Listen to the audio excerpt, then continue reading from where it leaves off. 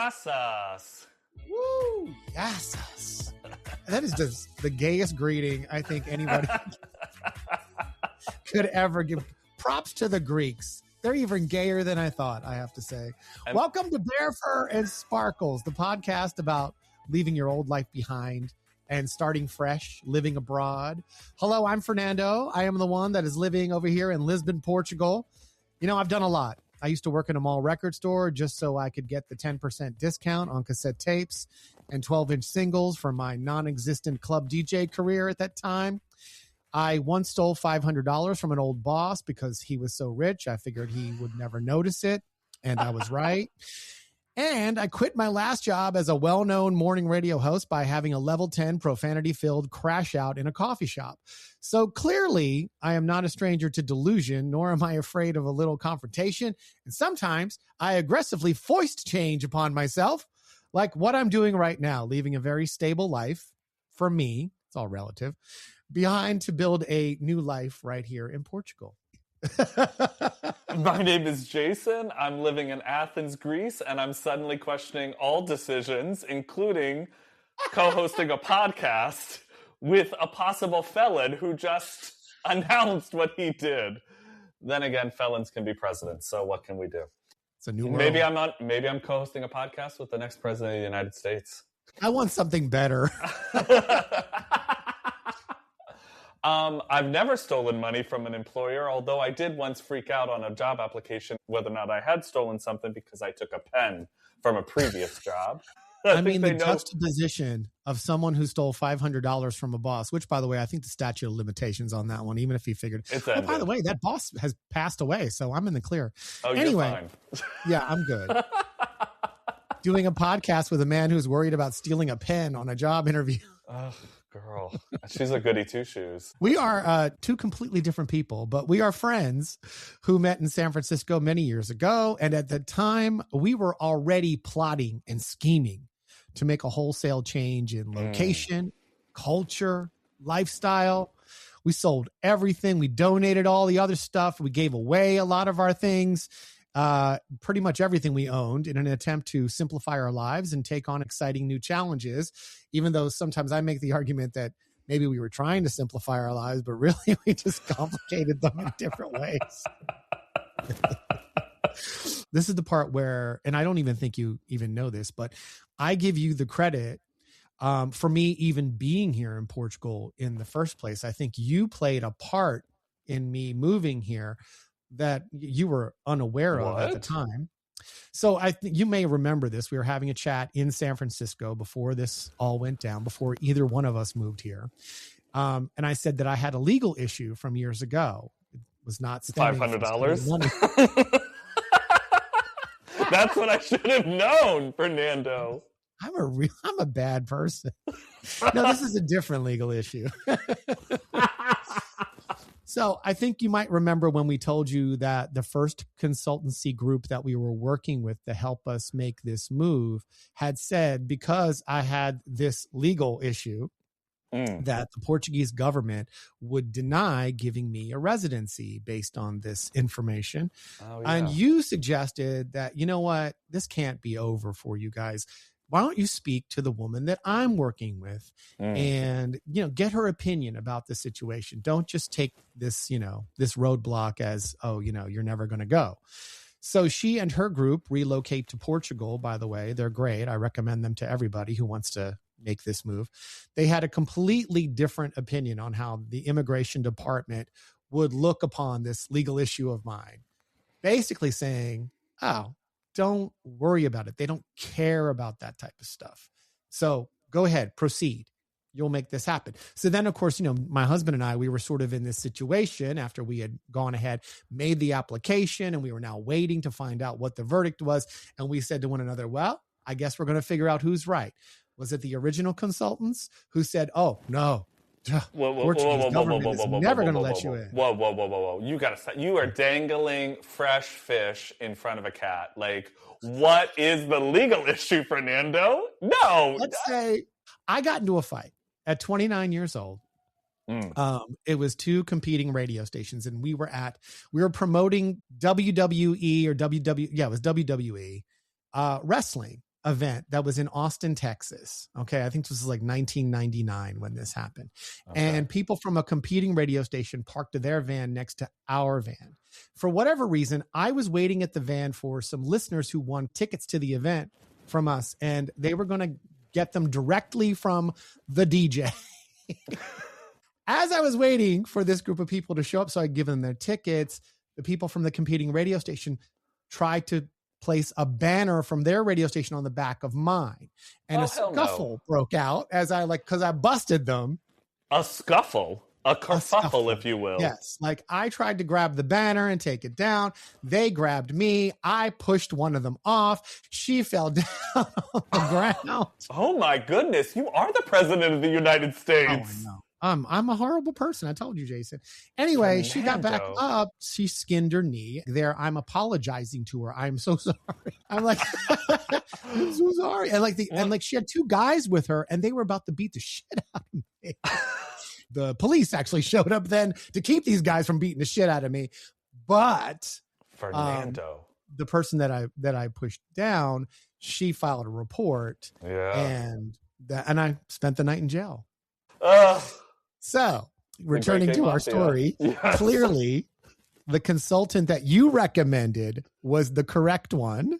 Yay. And that's why I am speaking to you today from Lisbon. I don't think I have ever formally thanked you for that recommendation, because had you not done so, Jason, we may have just taken the word from our original consultant and gone ahead and withdrawn our interest to obtain a residency here. So your recommendation has kept the dream alive. So. Well, thank God it didn't fail, because then you'd have a reason to somebody to blame. Frickin' Jason. No. That guy. And those are the kinds of stories that we want to share with you, everyone, on this podcast, because, as Jason says, this moving to another part of the planet is not all bear fur and sparkles. Absolutely not. But I also brought that anecdote up because I think it ties into today's topic very well, in that your recommendation that day, when both Jeremy and I were both feeling pretty sad and disappointed and a bit confused in our prospects about moving to Portugal, that encounter with you that day altered the direction of our lives. It really did. And had we not known you or not spoken to you that day, I still believe that we may not be here. So that leads us into this episode's topic about role models. As gay men, role models were more difficult to find. Many of the famous people that we grew up watching and listening to and enjoying, all too often they were in the closet. And although we were influenced by them, there was never this transparency or sort of a pride that we could take in knowing that this role model was similar to me as a homosexual, right? Like I offer Freddie Mercury as one of the greatest rock and roll performers, but also, his homosexuality was never really transparent until we found out he had AIDS, unfortunately, and then passed away. Or someone like George Michael as a singer and songwriter, maybe somebody like Queen Latifah, who only recently has come out of the closet. Did it on the BET Awards in 2021. I didn't even realize. Mama's good to you when you're good to mama. As a gay person, we can recognize that more than likely, she's been a lesbian for a very long. She clearly has been a lesbian for a very long time, but we knew is what I'm trying to say. Oh yeah, we knew, and we know about the other ones too. So with so few well-known and confirmed accessible LGBT examples, our role models didn't come, from the entertainment or arts arena all the time. Sometimes they were people related to us, someone that we worked with, they were our role models. We went to school with them, or even had just one enchanted encounter with someone who said something or did a thing and literally hooked into our brains. And then we carried that notion with us for like the rest of our lives because it made that much of an impact on us. And maybe at the time we didn't recognize that this was a game changer or a direction changer, but we do finally get to that point where like, wow, what that person said or what that person recommended or did for me or a door that they opened was truly impactful. It was a big moment that you only realize, years later. Because I truly feel these people, had we not met them, our lives would have gone in completely different directions. And maybe we wouldn't have ever made it to this place where we have the the options, the privilege to be able to make the moves that we've made. Yeah. I mean, these were people who told us not what to do, but people whose lives suggested that certain kind of lives were possible. You know, Yes. no one they didn't give you scripts. They just showed you what a script could look like. And I mean, some of the models, they held up over time, and some turned out to be more complicated than we originally realized, because we're human. We're fallible, and that's kind of also what's beautiful in this whole process. You know, these are not people on pedestals. These are people that gave us opportunities to look at what it could look like a couple of decades, or, you know, just one decade ahead of us. I'm going to start with Stuart. May he rest in peace. Unfortunately, all of mine have passed on at this point. When I finished my undergrad, I went back down to Virginia. I'd studied in New York City, I'd studied in New York. And I went back down to Virginia after finishing. And I had been a singer in high school, and I was really yearning to find gay community. And where I'm from, they couldn't even say the gay men's chorus. It was the Hampton Roads men's chorus, because people couldn't be out, you know, in certain ways. Like, it was definitely a holdover. When I auditioned for the chorus, they held me back, and the president of the chorus and the conductor, the president, which would later go on to be known as Mama, and the director was Stuart. And Mama and Stuart came up to me and said, "Hey, we want to invite you into the chorus, and we're going out for dinner after the rehearsal. Would you like to join us?" And I assumed that everybody got that invitation. And I found out at the dinner that no, nobody got that invitation, that was, I had been kind of screened and selected by the kind of internal family of the chorus, that not only was I going to be in the chorus, but that I was going to be in this smaller group that was within it. And I don't mean like a Mean Girls, you know, situation. Inner choir circle. The inner choir circle. All of those men in that group ended up becoming mentors, you know, to a certain way. It was Stuart, the director, Mama, the president, Steve, Mama's husband, and John. And I was the baby. I mean, I was 23 years old. John was in his 30s. Steve and Mama, I think, were in their late 40s and or early 50s. Now, when you say Mama, though, Mama is a man. Mama is a man. His name is Michael, but his name is not. But he's Mama. And these were men that we would, every Sunday we would rehearse, and then we'd always go out for dinner. But the things that they exposed me to, taught me to, held my hand through as I was trying to figure out my early 20s and to figure out, was I going to stay in Virginia? And I was showing in New York City. I was showing my artwork in all over the country. And actually, I just had my first international group show. Was I going to stay local and send my work out, or was I going to move on? And that became kind of a conflict, actually, between me and Stuart, because he came to me and he said, "Jason, if everybody like you, of your caliber in terms of talent and other things, leaves, then this place will never change."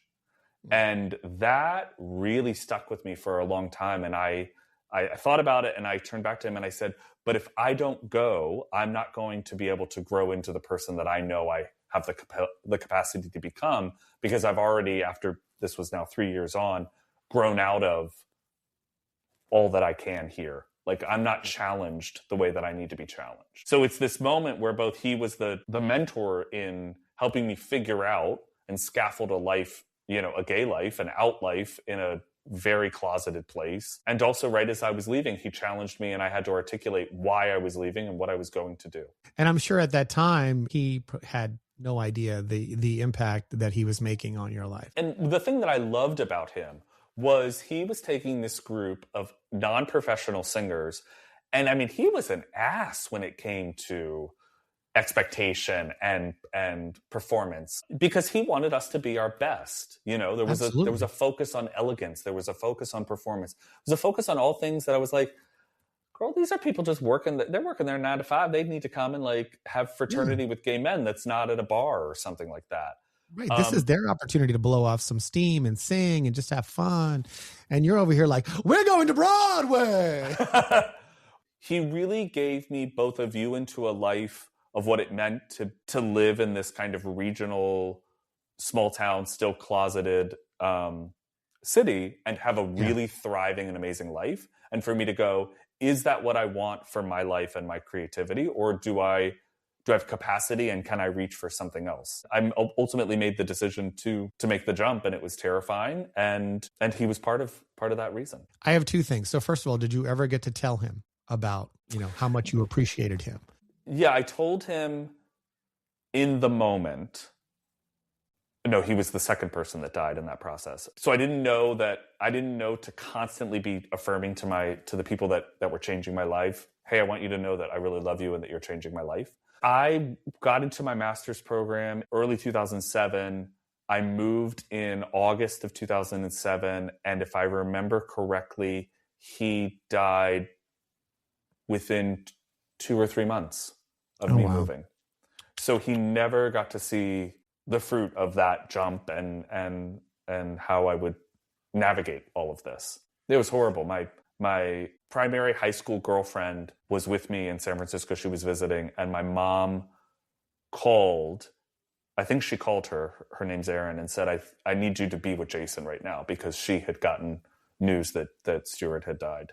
I mean, everyone in my biological family knew about Stuart and Mama and Steve and John, because that probably is actually the most important part of the role model aspect, is like, these were the first group of gay men that really modeled chosen family, both replicating traditional family structures and queering it at the same time, right? Yeah. We would travel together. We went to Montreal for Gala, which is the gay and lesbian... You know what? I don't know what it stands for, but basically it's a meeting of gay choruses from around the world. Sounds like the gayest thing ever happened. I end up going to my first bathhouse on this trip. And you know what? We can save bathhouses for another episode. I think we'll be returning to the bathhouse, but I stayed in that bathhouse. I basically was either in the bathhouse or I was rehearsing or performing. And I end up getting sick, not because of catching something, but from exhaustion. And what? And thank God. Come on, you remember your early 20s. I was exhausted because I was working too much, not because I was in a bathhouse every day. Choices, Fernando, choices. Well, I didn't really start to enjoy my life until much later, okay? So it is funny because I was just about to say, Jason, I think it's amazing you're bringing up this role model, your role model. When we're first starting to figure this out, right? We start to come out. We start to come to terms with our sexuality. And so little of it sometimes has to do with sex. The best part was that these men did not sexualize me. Yeah. They didn't. They never made me uncomfortable. They never made a pass. They understood that and I'm not trying to take away their sexuality or interests or anything like that.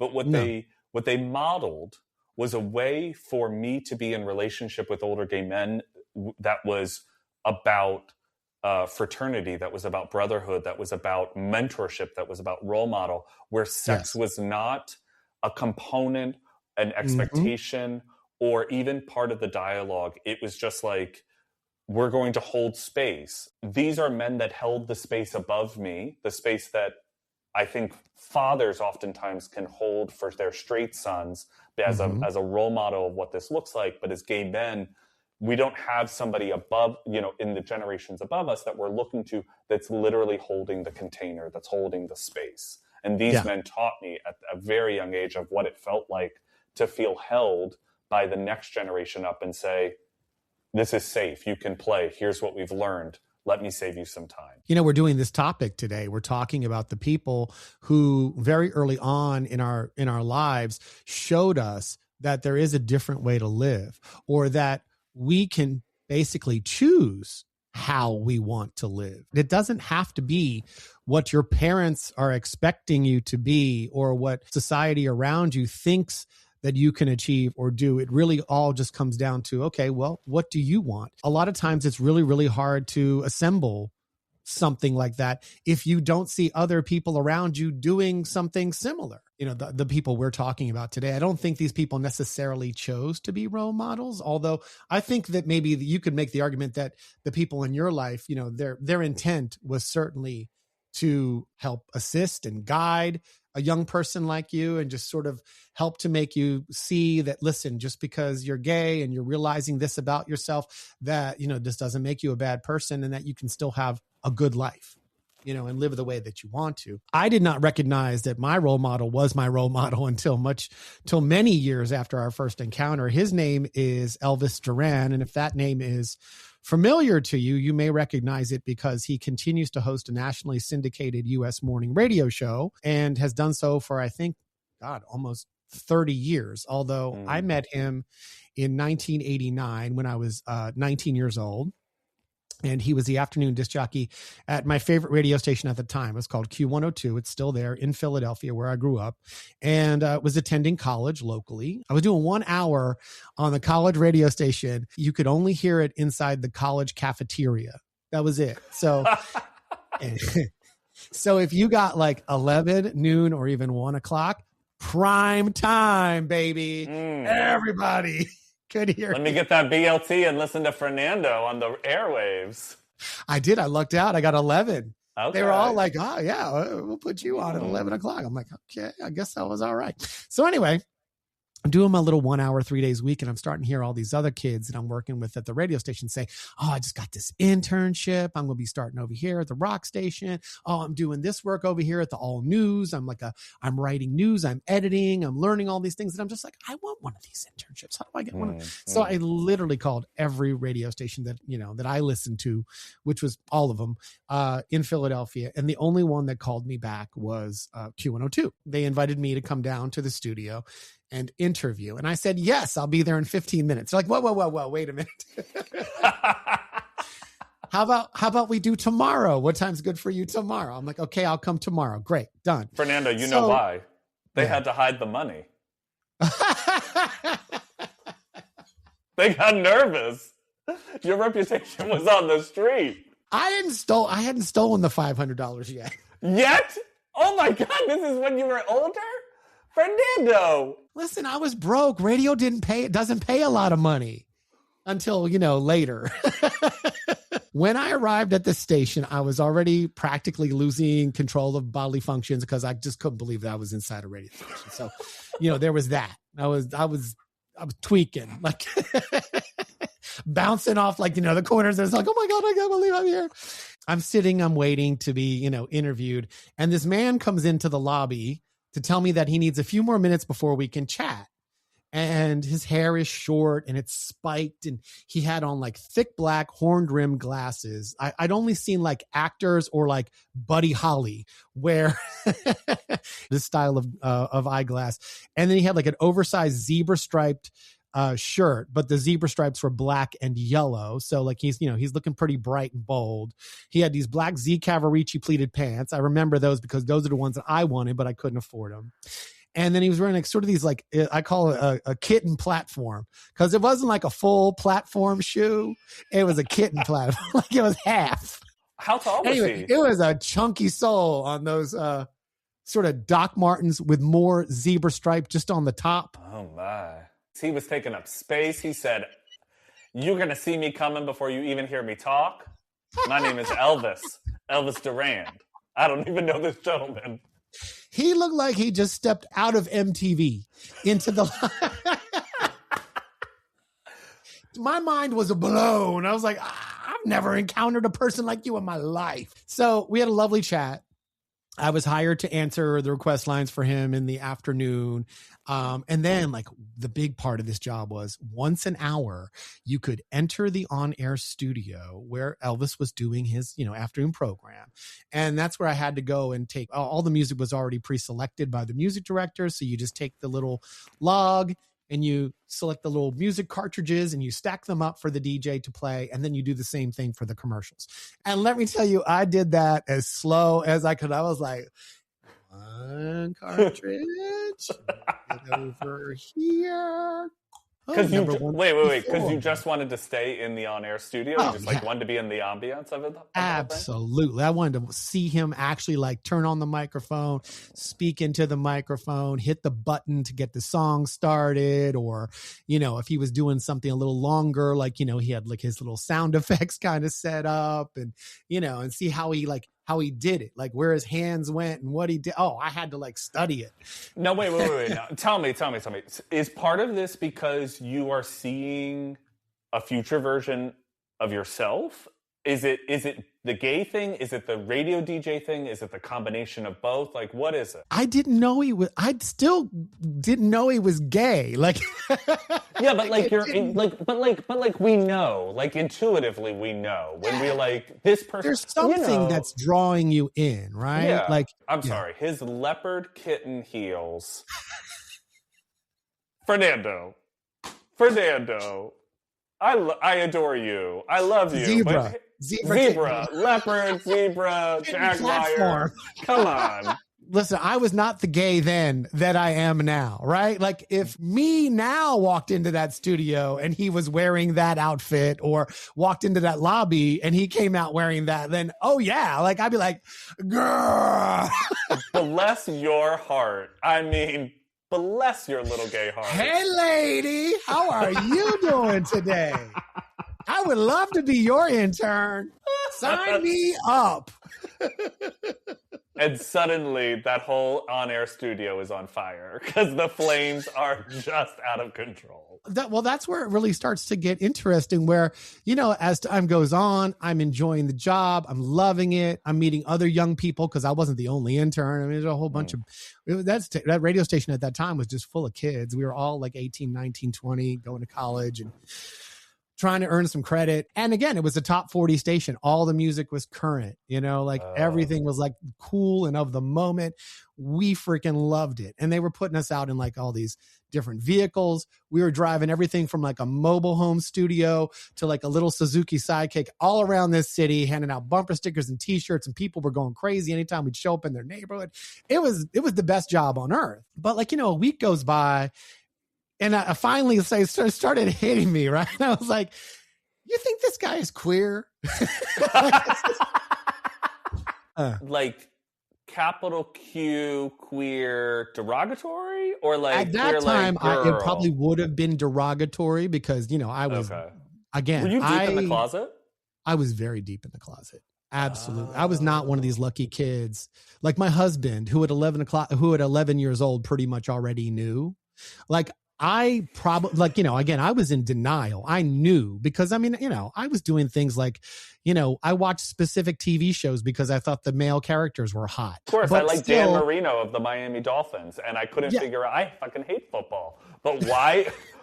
But I was obsessed with Dan Marino because he was, yeah. No, I had strange obsessions. Like I loved, do you remember Nickelodeon used to show this old TV show, Flipper, about the dolphin?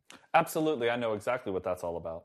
The dad on the show, hottest man on the planet. Like I just absolutely love You know I got to Google that right now. Excuse me. You got to look. His name is Brian Kelly. He was the dad on Flipper. At that age, I was like, Daddy, that was my daddy.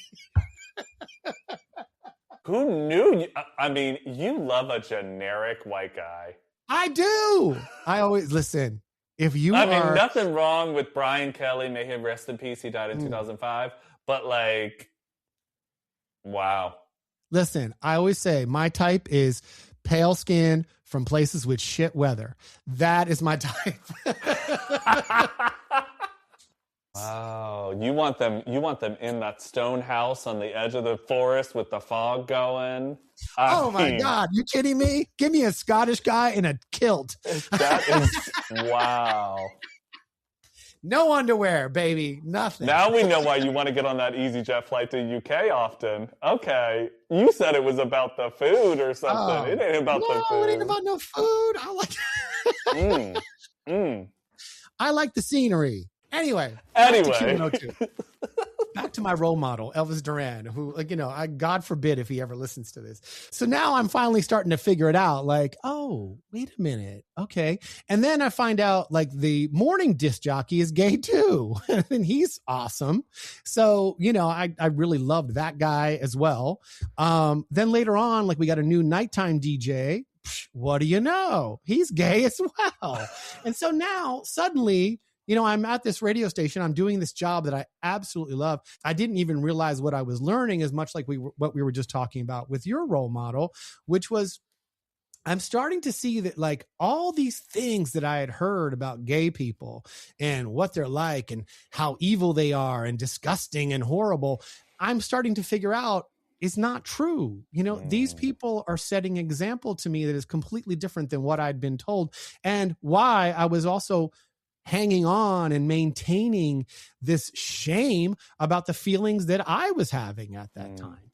You know, and this is why I say, you know, someone like Elvis, who was really sort of an unintentional role model for me, because not only did he help me, you know, open the door for me to, you know, begin the career, the dream career that I had been, you know, wanting to start since I was like 5 years old. But now he was also showing me that here's another side of your personality that you're going to discover more and more. And the reason that it's holding you back from accepting this about yourself is because you've been told some horrible things. And I'm here to show you that we're not so horrible. The more I was learning about, you know, him and the other gay men around this radio station, the more I was just, oh, maybe I'm gay.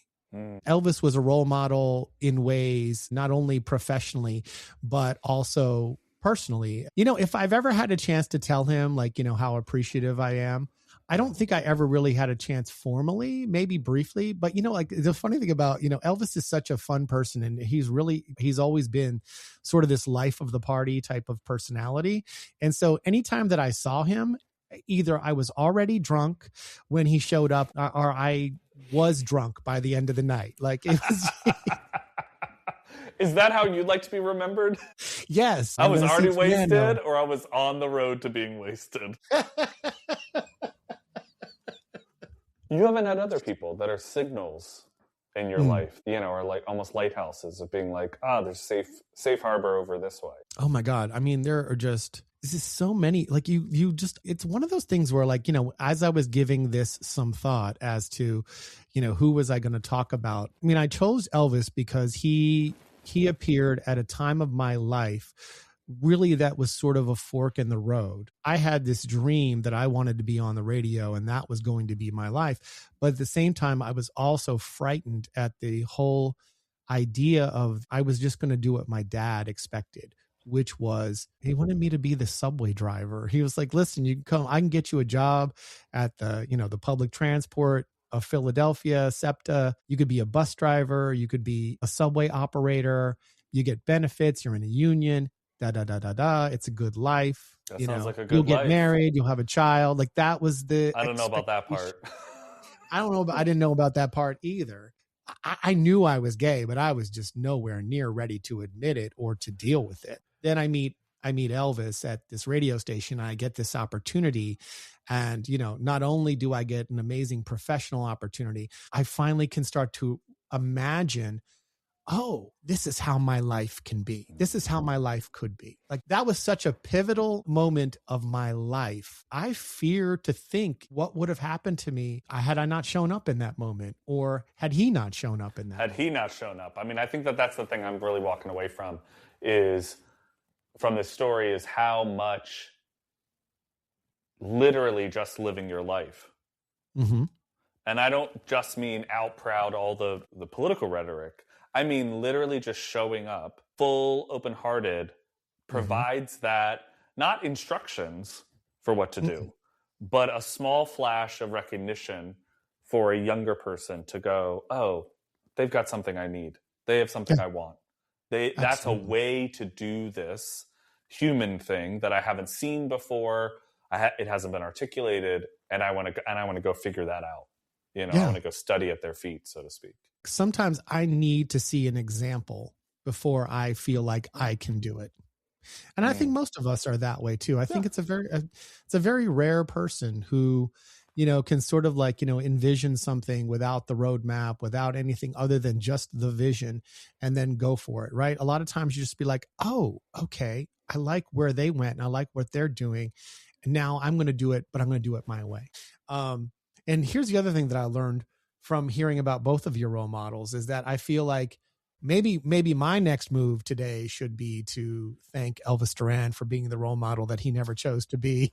Oh my God, I love that. You know, maybe to reach out. Now, here's also my theory, which has kept me from doing that too, is that I think he blocked my phone number, but I don't. Because remember, I'm always drunk at some point. Wow, Fernando. I don't know if he did. I don't know if he did. Here's the weird thing. Anytime I've tried to text him, and I haven't even tried in years, but I've tried to text him and the messages never go through. Now, I don't think there's anything going on, right? I don't think he like secretively hates me or anything, or doesn't want to speak to me. Cause like occasionally we do chat on like Instagram and stuff like that. And he's just like, oh, text me. I'm like, dude, I can't. I can never get a text into you. I should send him a DM. Send him a DM. Exactly. Yeah. Well, I mean, I don't see him, kicking off anytime soon. You should take the time while these people are here to let them know how you feel and let them know how appreciated they are. Because, not only do they deserve to hear it, but you know what? They might be at a time where they're like, I really needed to hear that. I needed to hear that that's the difference that I made in someone's life. One more thought about role models real quick. These are the people that showed us that we could live whatever life that we choose. And that does include picking up and moving away from one life and starting a brand new one here in Europe. Had we never had these examples, I feel like, or had these opportunities to meet these people that made such a difference, I know I probably would have just kept living in fear of doing things like this or making changes, right? Like, change is scary for everybody. But, once you've made a few big changes, you realize, what? It's not always fun, but at the same time, usually making change is very much worth it. And it just takes these people that come into your life to show you that you could do it. And it's the right thing to do. Absolutely. Okay. Now we have then we have an amazing gift. It's like, it feels like Christmas or maybe a birthday where, there's like this package kind of waiting right here on our desk that we just need to kind of pull the string on the bow. And that package looks like it's a nice mix of sparkles and gruff and thick and sweaty, poppy, fun, and goofy. Don't you agree? That's what that package looks like. Gruff and thick and sweaty. Like, what kind of gift is this? Like the kind of gift I need to get every quarter of the year at least. What's in this box? Is it going to be like a used jockstrap? Like what exactly are we gonna do? So he's a friend of the podcast. He listened to episode 1. He gave us some amazing notes. Books. Oh yeah. He totally did. But the one thing he also recommended was that we have a jingle. And since he is a creative and he's worked with podcasts in the past and he makes music. He makes music. He's an actor. He's a singer. He's all these things. Yeah. What we're about to introduce is the Bear Fur and Sparkles theme song by Mariah Berry, Bet Bottoms Up, and Stevie Nicks and Chill. Bear Fur and Sparkles. You wanna have Bear Fur and Sparkles. You wanna have pack your things and change your life. Oh, Bear Fur and Sparkles, have fun. You wanna have fun. No. No. I like it. I mean, maybe it could be the new theme song for the podcast we just played at the beginning. I think it is. I love a little signature sound. I love it.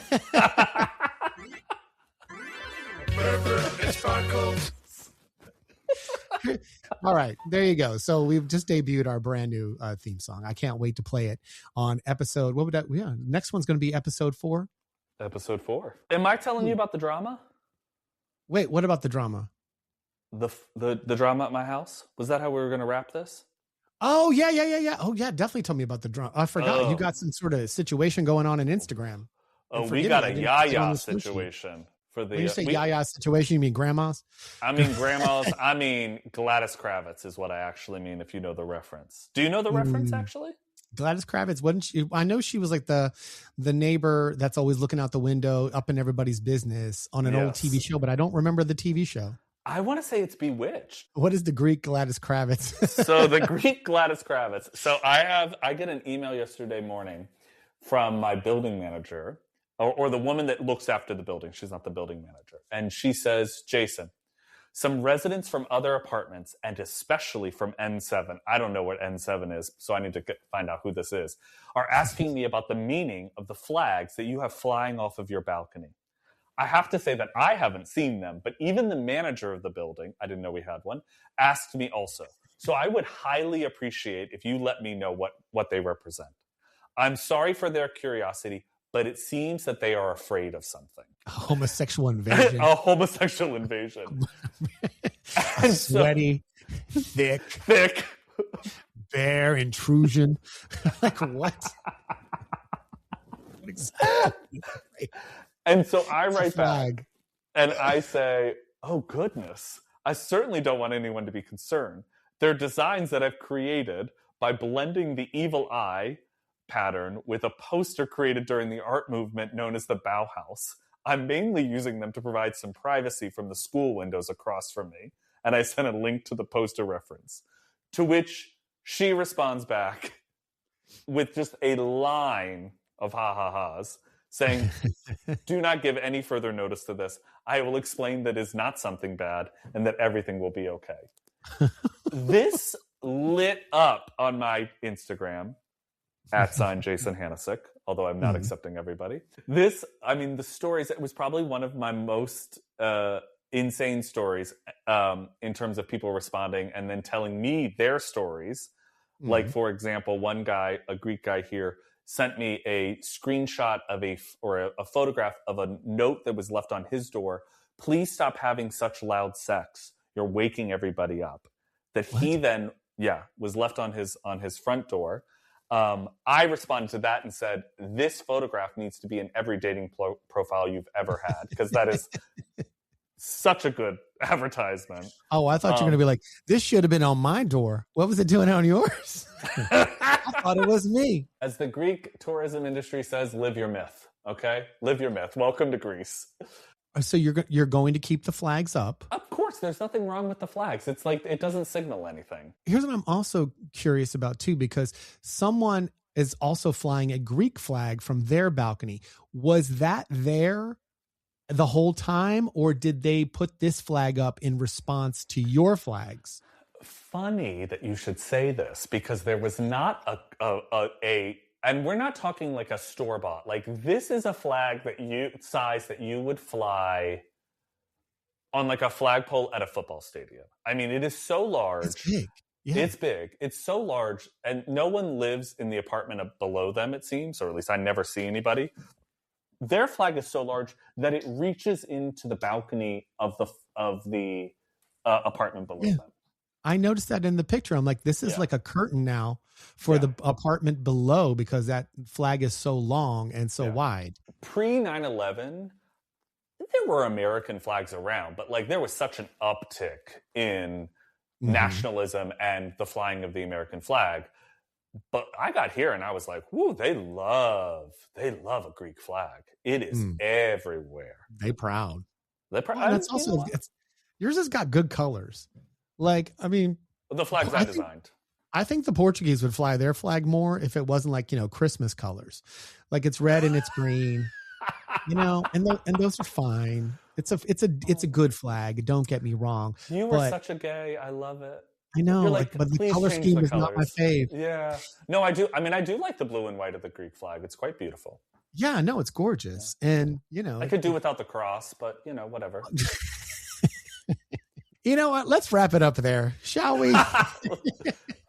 Thanks for joining us for this episode of Bear Fur and Sparkles. We appreciate you all for listening on Apple Podcasts, on YouTube. Also, we're on iHeart. And of course, subscribe to my Substack. Just go already. Every time we have a new episode, it's going to drop right into your inbox the minute it goes. So there you go. Those are all of your options for Bear Fur and Sparkle. Oh, wait. I don't want that song. I want this song. Bear Fur and Sparkles. You wanna have Bear Fur and Sparkles. You wanna have pack your things and change your life. Oh, Bear Fur and Sparkles, have fun. You wanna have fun. Thanks for listening. See you next time.